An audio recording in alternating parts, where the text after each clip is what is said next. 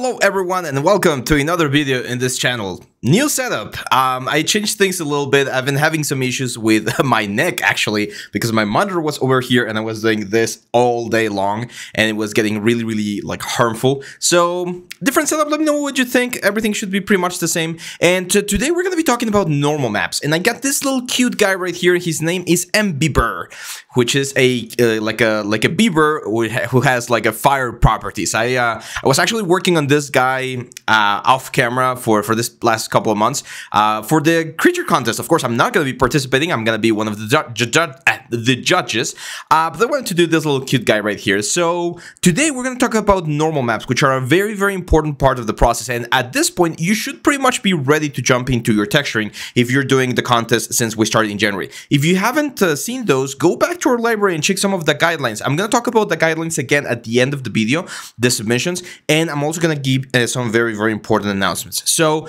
before we jump, I just want to remind you guys that we have the Skillshare promo. If you want to learn all of the things that we're going to be talking about, such as texturing, rendering, sculpting, and all that stuff, you can learn from all of our courses inside of Skillshare.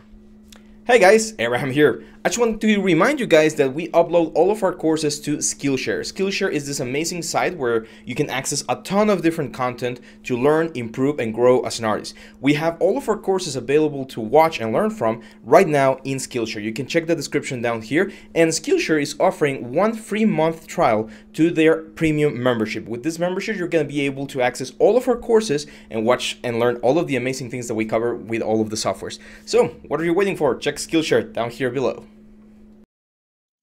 There we go. So baking is the very interesting process that we're going to be using to transfer all of the details from this sculpt right here, from our high poly character to our low poly character, which is this one right here.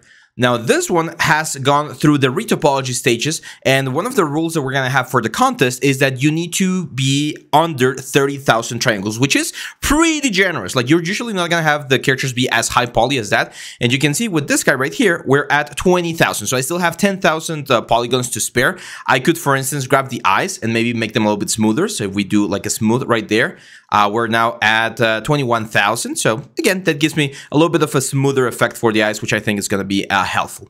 So you're gonna have to do retopology. If you've never done retopology before, we have a video we did on December with a little series, with the Minion series, where I showcase the tools, and of course you can learn those on our courses. Once you have this, and once you have your UVs set up, which as you can see are right here, ready to go, now we're like perfectly fine and ready to go into the baking process.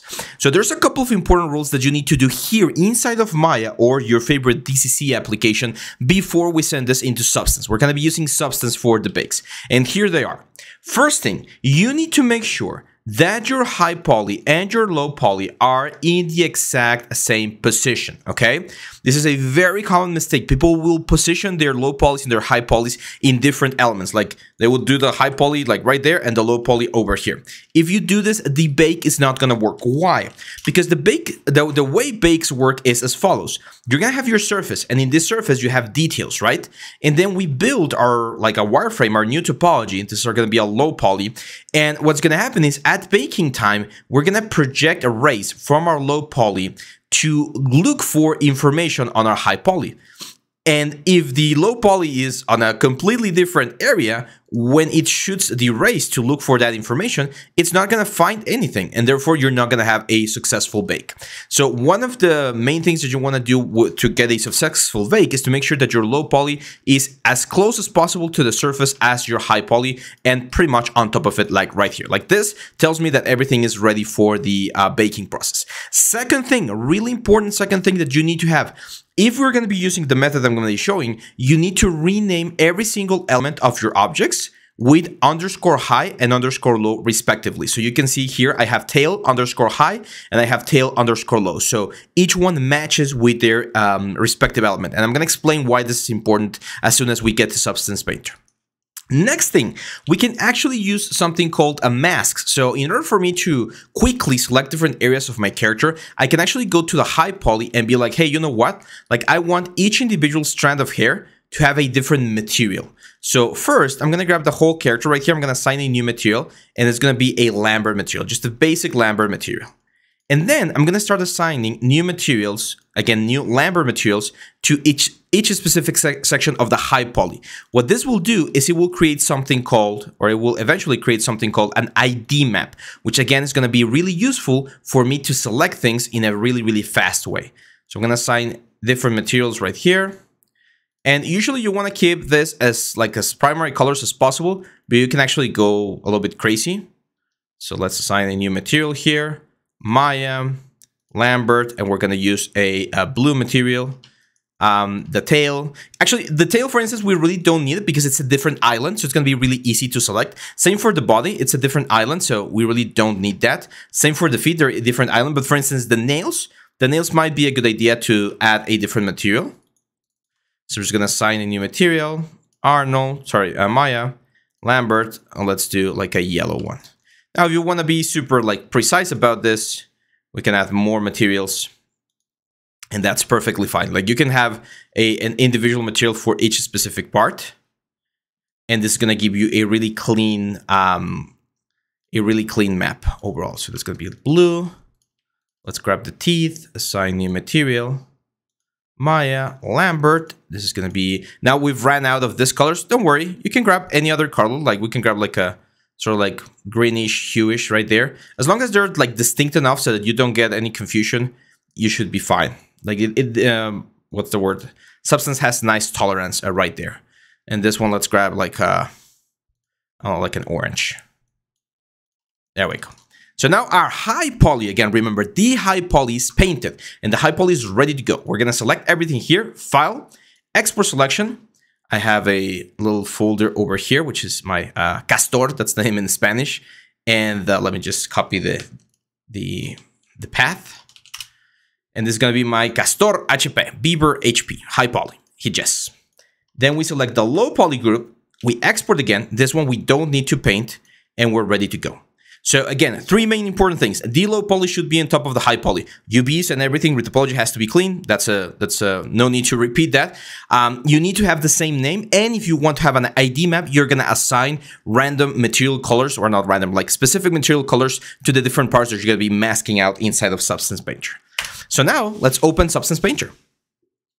Recently, this was like 3 weeks ago at the time of this recording, Substance Painter got updated to version 8 point something, and they have a new baker. You're gonna see the new baker thanks to this little like croissant thing right here, and it's really, really cool. So I'm gonna show you here. I'm gonna select, let's go to the Castor file. We're gonna grab the low poly, hit open, and right now I'm gonna do things at 4K. Why? Just because I want things to look really nice, but if we were doing this for production, we probably would be doing a 2K or a 1K. For your renders, you are allowed to have, again, up to 30,000 triangles on your character, so you can have really smooth meshes, and you can also have one 4K texture for the little creature, okay? So texture set settings, or sorry, just go into the baker over here. And this is the new baker, and it's really, really, really freaking good. The way this works is as follows. First, we need to set up the output size for this guy. Now, the first thing I'm seeing is that we actually have two materials. This is a problem. I'm gonna go back to paint mode. This means that over here on the low poly, for some strange reason, we have two different materials. And you can see it right here. This is Lambert 2, and this is Lambert 3. You need to have a single material. Otherwise, you're gonna create like bad things. You're going to create like multiple material slots, which could be good for certain things, but not for this one. I'm going to call this M, as in material, M Beaver, which is it's like a little play on words, like an ember and beaver. So I know, it's really silly. So we're just going to export the selection again. We're going to go low poly again and just export. Let's reopen just a new file. Grab the Castor LP again, discard, we don't need it. And on your texture set list, you should see the new material right here, which as you can see, is working perfectly fine. Now, we're going to jump to the croissant thing. Again, we're going to set this up to 4K, so the bakes are really, really good. And on the high definition meshes, this is where we load our high definition mesh. And this is what we get. So this is, again, a really, really cool, like, new thing that they added to the new Substance Painter Baker, which is a preview of the cage. Remember the thing that I mentioned where the rays are being shot up and down to catch all of the detail? Well, this is exactly what we're seeing right here. And by adjusting the max frontal distance and the max rear distance, I can make the cage a bigger or smaller, okay? So I'm gonna make the cage as bigger right here, and I'm gonna bake the textures. And as you can see, the bake looks generally okay. There's a little bit of an issue on the eyes, so we need to improve that a little bit there. But in general, we're getting a nice result here for the bakes. However, I'm going to show you why we changed the names before we did this. I'm going to go to the paintbrush, and right now it looks okay. It's not perfect, but look at this. See how the surface of the eye is being baked into the surface of the hair. Same for the hair. The surface of the hair is being baked there. This hair is being baked onto this other hair. Like the teeth are being baked between each other. So there's a lot of contamination. We call this contamination of the different islands. Sometimes you might want that, but to be honest, it's not very common that we're going to be looking for that sort of stuff. So I'm going to go back to the croissant thing, to the baker. And the first thing I'm going to do is I'm actually going to increase the maximum distance because I noticed that the eyes were missing some projection there. And if we go, give me 1 sec. Oh my God, the sneezes again. If we go to down here where it says a match, we can change this to by mesh name. If we go now matching by name, this is what we need to see. We need to make sure that we are finding the underscore low and the underscore high. And as you can see, it seems to be working fine. Like we're not getting any warning. There's no match issues encountered. So that means that every single piece that we have has its proper name. Very careful here. This is something that I encountered very recently. If you have the name low or the name high on other parts of the element, so for instance, if I had like a lower jaw underscore low, due to the fact that we have the low in there, it sometimes freaks out. So don't use low or high on your name descriptions because you could have issues on the baking side of things here. Another thing I'm going to do is I'm going to add a 4x4 super sampling, which is going to soften up some of the bakes. And we need to do this match by mesh name in 3 different parts. We need to do it on the normal map. We need to do it on the ambient occlusion, only same mesh name. And we need to do it on the thickness. Those are usually the ones that have this sort of like contamination between elements. So once we do this and we bake the elements again, we're going to see a better bake here. As you can see, there's no contamination between the islands anymore. And we get this a very cool looking bake. Now, yes, we're not getting the ambient occlusion on like the hair with the head and stuff, but that's things, or those are things that we could actually paint ourselves, and we don't need it as much. I prefer to have a little bit more control when working this way. And there we go. Look at this. We got a super clean bake. Now that we have the bake, we're free to start like playing around with all of the different things that we have here inside of Substance. Now, I'm going to show you a very cool trick, but not today. It's probably going to be next week using 3D Code to paint in a little bit more of a hand-painted technique. But I do want to do a couple of passes here to show you how we can utilize the masks. So one thing we could do here is we could do a very quick blocking of colors. Let's say I want to add like a dark color here. I'm going to add a very basic fill layer. I'm going to go down here and we're going to select like a nice brown color, which is going to be like the base, kind of warmish, something like this. And I'm going to bring the roughness all the way up because I want this to be perfectly flat. There we go. Now, normally we would add a white or a black mask and we would start painting, right, the mask, but it's very like obnoxious to have to paint this and then press X to clean up this area right here. There's of course tools. Tools like the pick color tool and stuff, so that we can get a better result. But it's not something that we would like to do because it takes quite a bit of time. So what we're gonna do here is I'm actually gonna add the black mask and then right click, and we're gonna use this thing called the color selection map. Okay, now with the color selection down here, we're going to be able to pick a color, and there we go. Look at that. We got the colors that we originally placed inside of Maya because, and I'm going to explain this real quick, on the little croissant thing, if we go to the ID map, you can see that the ID map is gathering the color source from the material color. There's an option to change this to vertex color. We talked about vertex color before or other stuff, but right now we're using material color, and that's why we had to assign a specific material to different parts of our character. And as you can see, this is going to be very cool because now I can just like create a new one. This is going to be, let's say, like the teeth, which are going to be like yellowish, like this. We go here to the color selection. We remove this one, select the teeth, and there we go. We've just like added the teeth. We duplicate this one again. We go over here. We now select like a white color. Go back to the mask, to the color selection, remove that one, and select the eyes. And instead of having to worry about like manually having to paint things in or out, this becomes way easier. I'm gonna duplicate this once more. Now let's go for like a red color, which is gonna be like the fire. I'm gonna, again, well, we already have the black mask, so we'll just go to the color selection, remove that one, and then we're gonna pick this one. And then you can actually pick several. Like I can pick the 3 colors right here, the 3 like red elements. And look at that, we get a very, very cool looking little character there. Let's do one more here. This one's gonna be like a darker black.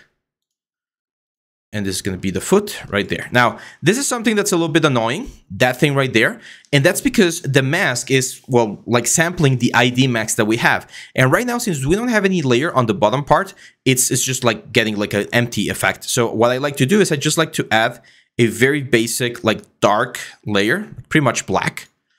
And it just blends things a little bit more, okay? So it's just like a dark layer. It's just a black color at the very bottom of things. And as you can see, that avoids me having that sort of like really weird effect. There we go. So, of course, at this one over here, we're only going to pick the foots. There we go. We're going to do one more. The stones actually are looking quite nice. Probably going to go a little bit darker there. And again, let's go here. Color selection. And we're going to pick the tail. And yeah, that's it. We got a very, very nice construction of the whole element. Sorry about that. I had to go take care of something. So yeah, as you can see, this is a very basic blocking of the main colors. I think it might be a good idea. I'm gonna go to the red channel, which is this one right here. And as you can see, we do have extra like layers here. That's fine. I can add a paint layer now. And I'm gonna paint the black, and what I'm gonna do is I'm gonna hide the nails. I don't want the nails to be red. I actually want to go to the yellow things, which is like the teeth. And again, I'm gonna right click, add a paint layer, and we can use, or actually, let's go to color selection. I'm gonna pick another color, pick the yellow one, and there we go. Since the red is on top of the yellow, even though it shares the same channel, we're actually like not getting anything. So this is a perfect way to start your texturing process, especially if you want to go for this sort of like stylized hand-painted look. I don't personally think that Substance is the best one to do hand-painted stuff. I'm going to show you a nice little like process inside of 3D Code in the next couple of days. But yeah, now before we go, I do want to show a couple of things to just like elevate this little guy a little bit more. I'm going to show you 2 passes that I've used before. I actually did like stylized like textures video a couple of months ago. You might want to check it out as well. But the maps that we exported, that we created, the mesh maps that we created are really important. And if we look here, we can look for mesh maps like this. And you can see here we have the curvature, the normal, and the thickness. And you can literally just right click and export these maps right here. So that if we want to use them in other softwares without exporting the whole textures, this is a perfect way to extract the ambient occlusion, for instance, from Substance, which I do think is a really good one. Now, as I mentioned, I do want to add 2 more passes that we're going to be using as a base to build everything. I'm going to add a new layer here. It's going to be a warm tone. So I'm going to go for this sort of like orangey warm tone. I'm going to add a black mask, right click, add a generator, and we're going to add a light modifier. I'm going to make the light point downwards like this. And as you can see, this is going to hit all of the high points of the character. And what we can do is we can make this a linear dodge, which is going to add on top of the element. And if we lower this a little bit, it's just a very quick way that we can use to get some light on my character. Kind of want to go a little bit warmer. So I'm going to go a little bit warmer right there. And you can see this is already giving us a little bit of volume that we didn't originally have. You can, of course, change a couple of things here on the generator. Substance Paint is an amazing software. And we can change, for instance, the glossiness. We can make it a little bit more intense, a little bit softer. Like this highlight right there is working quite nice. There we go. You can even use, there's this light attenuation thing. So we get more light on the top parts and less lights on the bottom parts. Great way to do it. We could also use the same process, but with a negative color, or not negative, but with a darker color. So I'm going to use like a dark purple color like this. I'm going to add a black mask, right click, and we're going to say generator. And it's going to be another light generator. But this light generator, we're going to move it up so that it's hitting the bottom parts of the character. See that right there? If I press letter C to go into the channels, we get this like a really nice dark color there. And we can, of course, play with the highlight glossiness to have either more or less. And if we have this on an overlay, we're going to get some really nice, interesting shadows. Again, you can see them right there with the whole thing. We can, of course, play around with the values. And so I'm going to increase this values a little bit more so we can see a little bit more of the purple. press M to go back out again. And there we go. With this, we have something that's starting to look quite nice. Just one final touch here, because I kind of want to use this little guy as a thumbnail right here. I'm going to use a black mask, and we're going to paint the very center of the eye right here. So with a really hard brush, there we go. Same on this side right here. And then we're going to remove a little bit of the glow right there. And there we go. I mean, we could even... because I'm sure that the nose is going to be dark. So this would be my initial blocking for the textures. I know we jumped from the little goat character into this Embiber, but I give this guy a little bit more thought. So I was this thing are going to be embers. All of those indentations that we have right there are eventually going to be lava. So yeah, actually let's add it. We still have some time, right? You guys are still here? Let me know in the comments if you are one of those guys that like to watch the video until the very end. So I'm gonna add a new mask right here, and I'm gonna start with a nice dark purple, like orange, a reddish orange, something like this. I'm gonna add a black mask, and I'm gonna add a generator, and we're gonna use the dirt generator. And this is great because, as you can see, we can immediately get this inside of the crevices. I'm going to bring the grunge amount down, so we're only hitting the inside of the crevices and not everything else. And then I'm going to add a paint layer, and with my fill color, I'm going to fill all of the things that I don't want with black, all of the meshes. So all of these meshes are going to be filled black. As you can see now, we only get the sort of orange effect right there. Let's bring the roughness all the way up, and I'm definitely going to make this thing way brighter. It's supposed to be like fire. So that's, again, a very basic blocking of our little guy here, Embiber, ready to keep on. We're going to keep on building stuff. There's a lot of ideas that I have for this guy. I want to add some patterns on the fur. I'm going to paint the fur a little bit better so it looks more like hair. But this is the process that we would do for bakes. Hopefully with this video, guys, you get a really nice idea on why bakes are so important. A lot of the generators that we're using right here are using the bakes. The baking process, I don't find it's too complicated nowadays. A couple of years ago, it was really complex, but there's a lot of automated tools, and now with Substance Painter and this new baker, things tend to be quite easy. So before we finish this video, a couple of things about the submission. The submission link is going to be open starting today. If you're watching this video, the submission link for your creature is open, and you're gonna find this down here. I'm also gonna open the portfolio review, which are two different things. I don't want you guys to get confused. There's two different things. Portfolio review, which the next one is gonna be on March, and then the contest submission, which is gonna be open until the 28th at midnight, okay? So for the submission, you're gonna create a folder with your name, and inside of that folder, you're gonna have two things. A little text file, tell me about yourself and about your creature, and one render, okay? Just one render. On that one render, you're gonna have the best possible shot that you can have. It has to be a real-time render, so you need to do the render in Marmoset, in Unreal, on Maya's viewport, on Blender's viewport. It has to be real-time. I don't want any ray tracing stuff. It has to be for a game, Unity, whatever. It has to be just one render. And then there's going to be a second render, which is going to be a wireframe render, because I need to see the amount of triangles that you have. You also need to let me know on the little text or something how many polygons we have. And finally, we're going to have one texture map. We're going to go over this next week again, but I just want to make sure that if anyone's getting ready and preparing stuff, at the end of the day, there's going to be 4 things on that folder. A little notepad or note file so that I know who you are and how to contact you. We're going to have the final beauty render, the wireframe render, and your texture map for the little character, okay? Those are going to be the 4 things that we're going to be evaluating, because that way we're going to know how your UVs are looking, how your textures are looking, everything. So it can be hand painted, as I'm going to do with this guy, which is just one single map. If it's multiple maps, I just want to see the color map, that's fine. It could be a PBR textures, that's fine, but it has to be real time. You can use emissive maps, you can use opacity maps, you can do whatever you want, but there's only one map for the whole character. If you have questions about this, please let me know in the comments, okay? Let me know in the comments and I'll be happy to answer those questions.